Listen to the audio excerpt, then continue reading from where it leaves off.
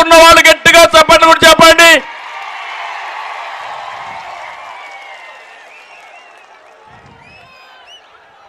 ఒక్కరు కాదు, రైతులున్నారు ఈ రాష్ట్రంలో.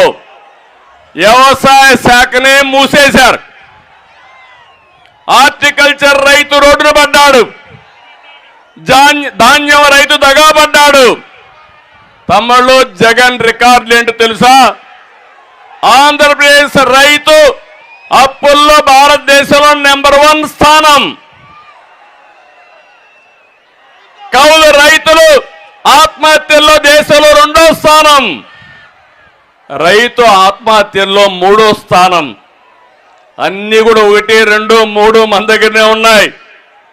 నేను అడుగుతున్నా, ఈరోజు ధాన్యం కొనేవాడు ఎవరన్నా ఉన్నారా అని అడుగుతున్నా మిమ్మల్ని. డ్రిప్ ఇరిగేషన్ సబ్సిడీ వస్తున్నాయని అడుగుతున్నా, మద్దతు ధర ఇస్తున్నారని అడుగుతున్నా. తమ్ముళ్ళు మీరు ఏం ఎక్స్పెక్ట్ చేస్తారు? టమోటోకి పొటాటోకి తేడా తెలియని ముఖ్యమంత్రి, అవునా కాదా? వ్యవసాయం చేస్తాడా? తెలుసా వ్యవసాయం? నేను చూసా వ్యవసాయాన్ని. చిన్నప్పుడు అన్నిటికీ ఎద్దులే,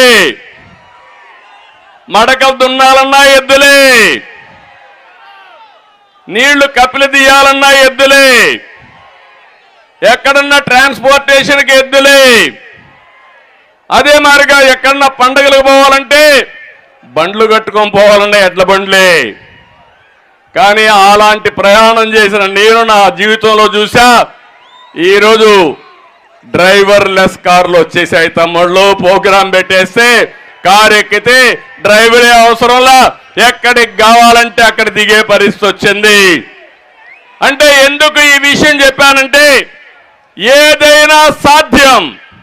అలాంటి ప్రపంచంలో మనం ఉంటే మన ముఖ్యమంత్రి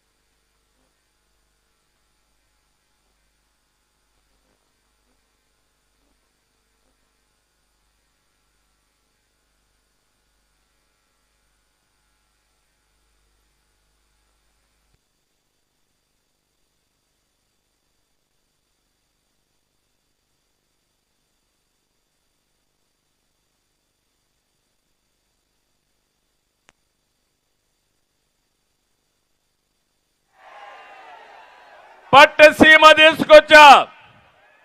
గోదావరి కృష్ణ 2 నదుల అనుసంధానం చేసిన ఘనత తెలుగుదేశం పార్టీది. అలాంటి పట్టిసీమను ఈరోజు చూస్తా ఉంటే పాడుపెట్టాడు. గోదావరిలో డయాఫామ్ వాల్ ఉంది, 2 సీజన్లో పూర్తి చేశాం. దుర్మార్గుడైన ముఖ్యమంత్రి వరద వదిలిపెట్టి అది కొట్టుకొంబోయేడుగా చేశాడు. కడాన ఇక్కడ ఒక మంత్రి ఉన్నాడు, ఆంబోత మంత్రి అరుస్తూనే ఉంటాడు. డయాఫామ్ వాల్ ఎక్కడుందో తెలియదా ఆ మంత్రికి? అది ఎక్కడుందంటాడు. రెండోది కాఫర్ డ్యాముల్లో మధ్యలో నీళ్లు వదిలిపెట్టే పరిస్థితికి వచ్చారు.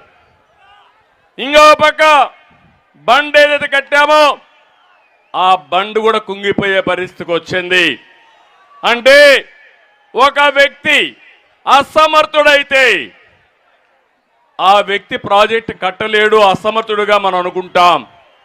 ఒక దుర్మార్గుడు ముఖ్యమంత్రి స్వార్థం కోసం డబ్బులకు కక్కుర్తబడి కాంట్రాక్టర్ని మార్చి ఇంజనీర్లు మార్చి మన మీద బురజల్లేదానికి ప్రయత్నం చేసి కడాన